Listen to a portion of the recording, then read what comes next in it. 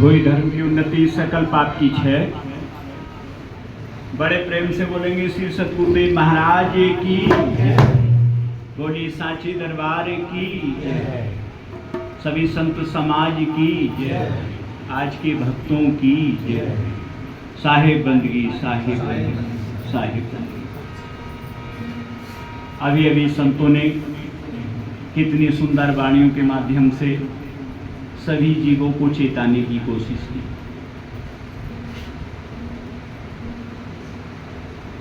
साहिब ने बड़े सुंदर शब्दों में लिखा है कि सात स्वर्ग अपि वर्ग कर, सात स्वर्ग अपि वर्ग कर धरो तुला एक अंग,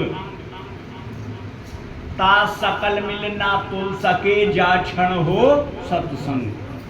क्या सही इसका, कितने शब्दों में लिखा है सुंदर में कि सात प्रकार के जो स्वर्ग हैं उनके भी अपनी वर्ग, उनको भी रचाने वाला यदि मिल जाए तब भी इतना आनंद नहीं है जितना संतों के सत्संग में आनंद है। आखिर क्या है संतों के सत्संग में ऐसा, बतला सकता कोई भी?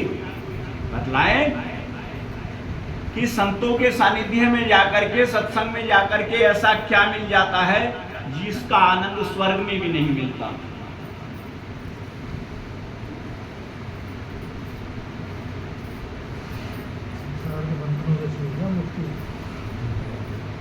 कि संसार सागर में जितने बंधन लगे हुए हैं हम पर, संचित प्रारब्ध क्रियामाण जैसे हमारी देह पर भोग हैं, 84 लाख योनि हमारे सामने खड़ी है, संतों के सानिध्य में जाकर के हम उनसे मुक्त हो जाते हैं। आखिर मुक्ति बंधन है क्या, सत्संग क्या है, ये आवागमन से हम कब कैसे छूट सकते हैं, इन समस्याओं पर विचार करते हुए आज की सत्संग को आगे बढ़ाते हैं। सर्वप्रथम बंदी छोड़ सतगुरुदेव महाराज की चरण कमलों में एक प्रार्थना होगी, उसके बाद सत्संग को आगे बढ़ाया जाएगा। बोलो साधु सत साहिब।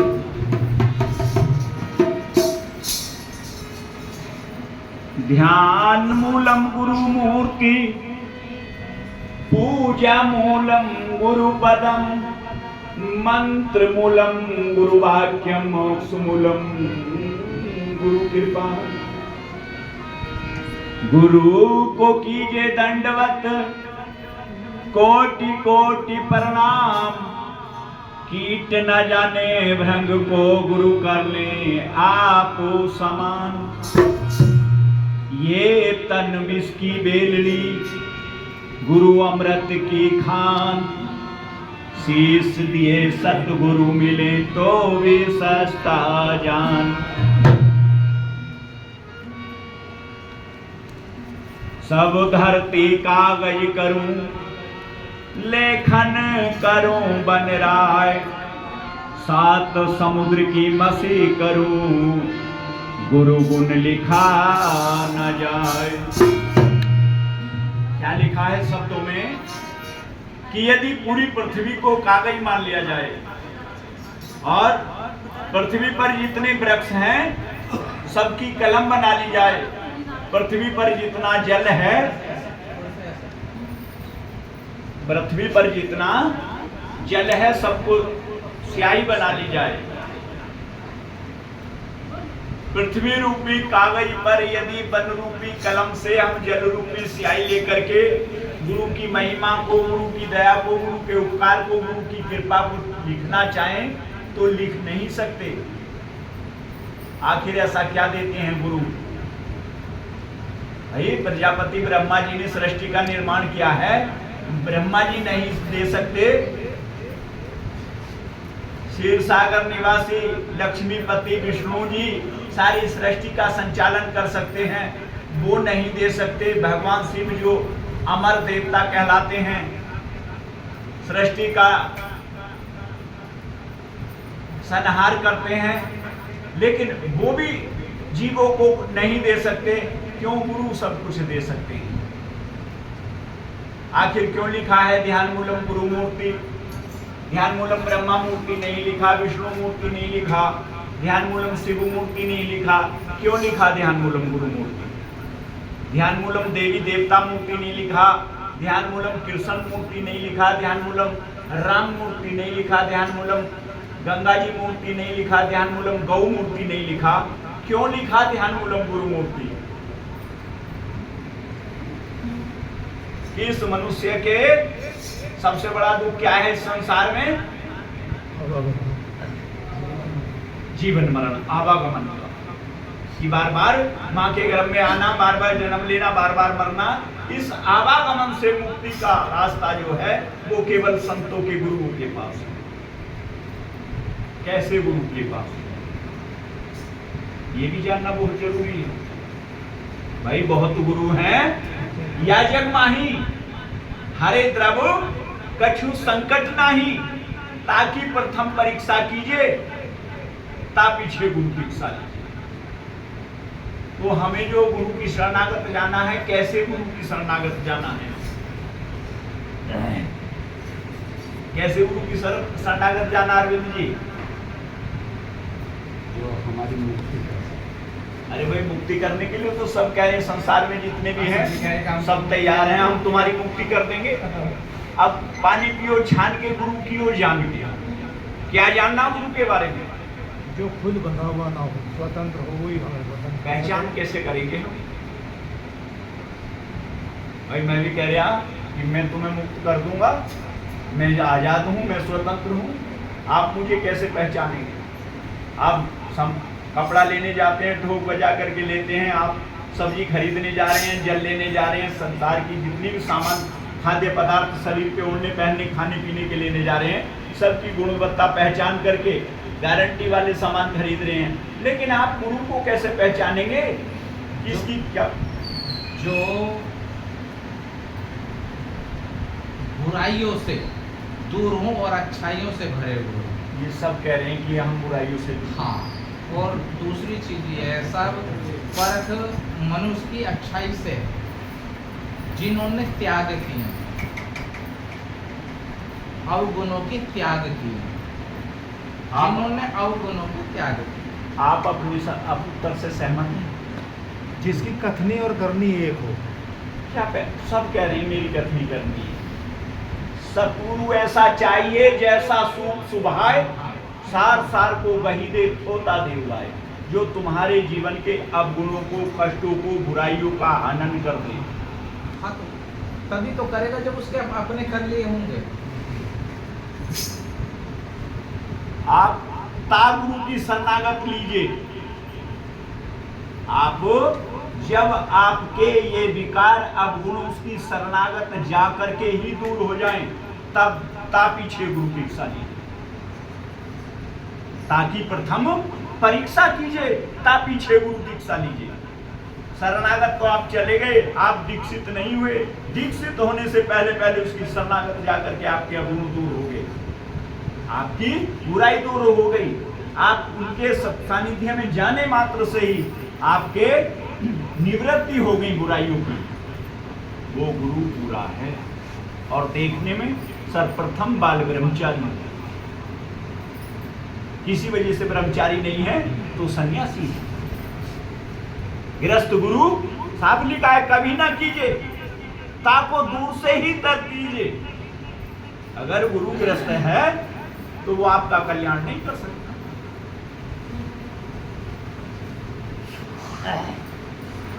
तो बड़ी सूक्ष्म बात है भाई। एक जन्म का हम किसी से संसार में रिश्ता जोड़ने जा रहे हैं, अपने बेटे की शादी करने, अपने पौत्र की शादी करने, अपनी बेटी का विवाह करने, या किसी से मित्रता करने भी जाते हैं, तो क्या देखते हैं उसके बारे में? ये चोर तो नहीं है, इसकी संगत गलत तो नहीं, इनका खान पीन कैसा है, इनका व्यवहार कैसा है, तब जाकर के हम एक संबंध जोड़ते हैं, एक जन्म का संबंध। और ये आत्मा का तो गुरु से जन्म जन्मांतर का रिश्ता है। इसके लिए हमने बहुत जल्दी क्यों करी? इसके लिए हमने बिना सोचे समझे गुरु क्यों किया? तो जिसने गुरु इस तरह से कर लिया, पूरा सतगुरु ना मिला, सुनी अधूरी सीख, स्वाम यति का पहनकर घर घर मांगी भीख। वो स्वयं भिखारी होगा, आपको भी भिखारी बना देगा। वो स्वयं जुआरी होगा, आपको भी जुआरी बना देगा। वो स्वयं मांसाहारी शराबी होगा, नशेखोर होगा, चरित्रहीन होगा, सो आपको भी बनाएगा। इसलिए पूरे गुरु की शरणागत करनी है। आइए हम बंदी छोड़ सतगुरु संत शिरोमणि साहिब चंदन देव जी अवधूत महाराज, परम शिष्य सतगुरु उदय भान जी महाराज, परम शिष्य सतगुरु बंदी छोड़ राम साहिब जी गुरुदेव महाराज के जैसे परम संतों के चरण कमलों में बैठ करके आओ एक मिलकर प्रार्थना करते हैं। हे सतगुरुदेव महाराज, ऐसी कृपा कीजिए, ऐसी सीख दीजिए, हमारे जीवन के कष्टों, बुराइयों और गुणों का निवारण हो, सुखों का वास हो, दुखों का नाश हो, हृदय में सतगुरु साहिब आपका विश्वास हो। बोलो साधु साधु।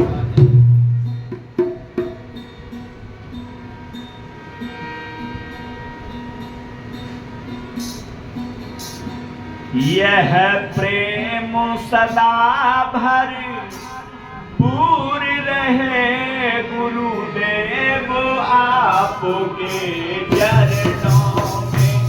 यह प्रेम सदा भरपूर रहे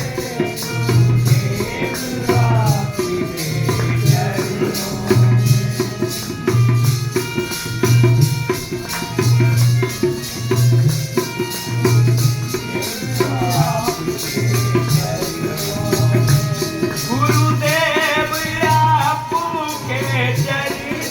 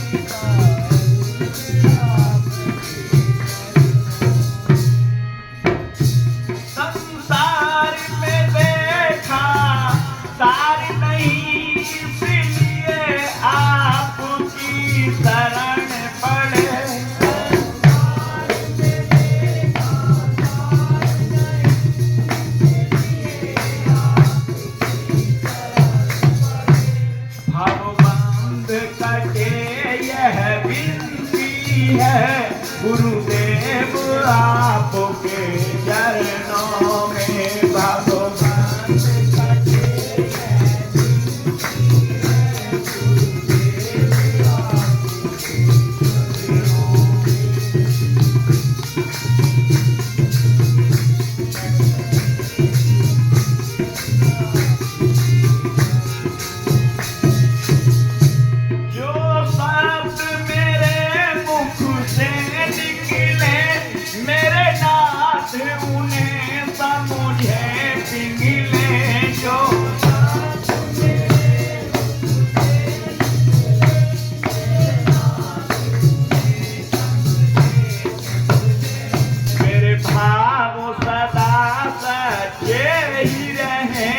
गुरुदेव आपके चरणों में मेरी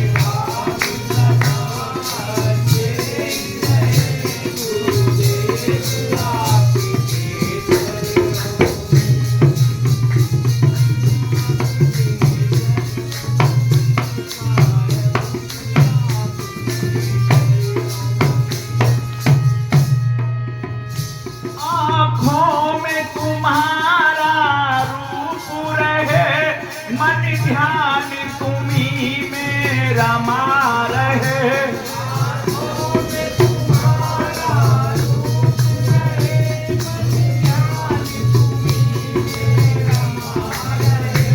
मेरे भाव सदा सच्चे ही रहे गुरुदेव आपके चरणों में।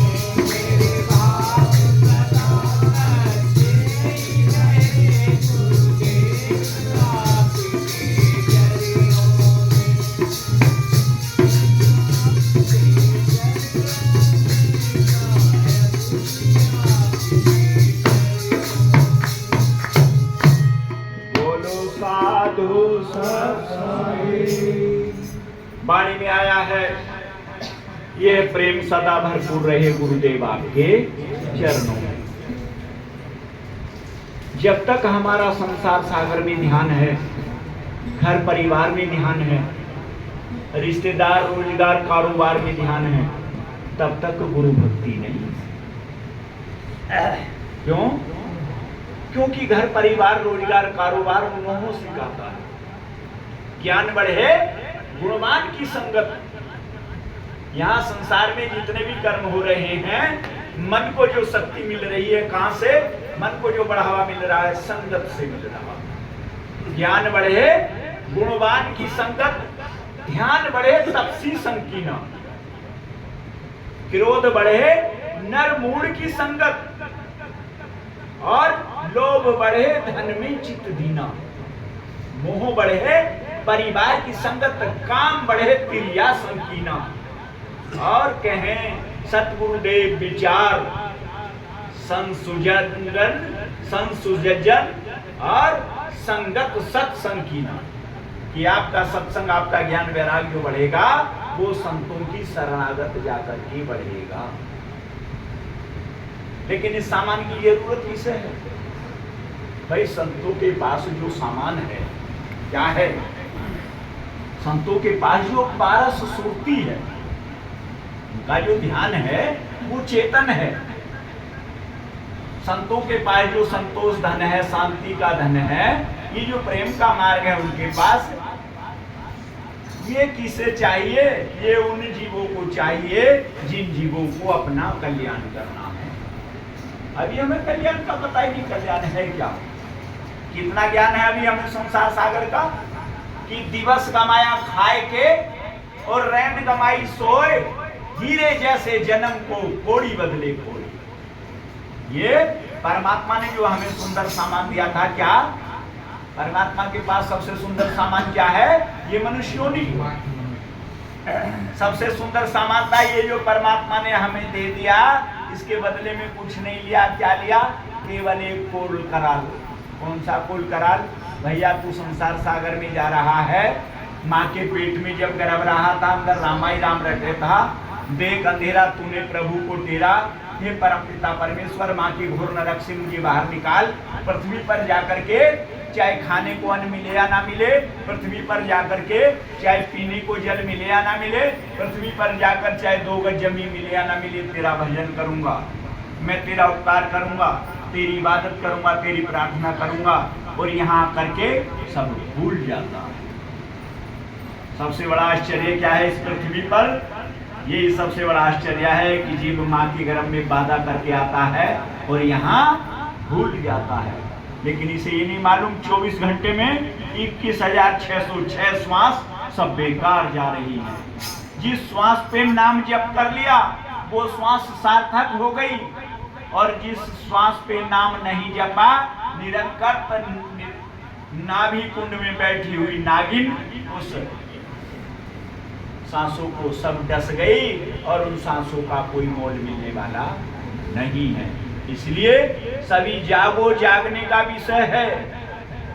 सब घोर नींद में सो रहे हैं और साहेब जगा रहे हैं। किस तरह से जगा रहे हैं?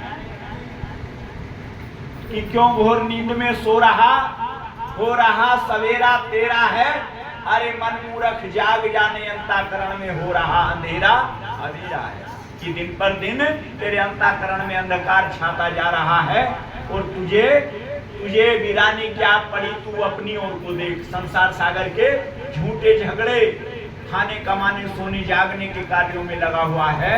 लेकिन जो वायदा करके आया था प्रभु से, तेरी आत्मा पे दिन आवरण चढ़ता जा रहा है, तेरा श्वासों का हनन होता जा रहा है, और तू घोर नींद में सो रहा है।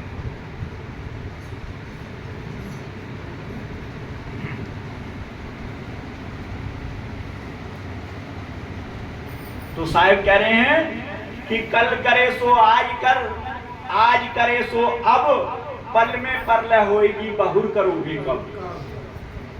कितने सुंदर शब्दों को कह रहे हैं। क्या इसका मतलब? क्यों सुरेंद्र जी?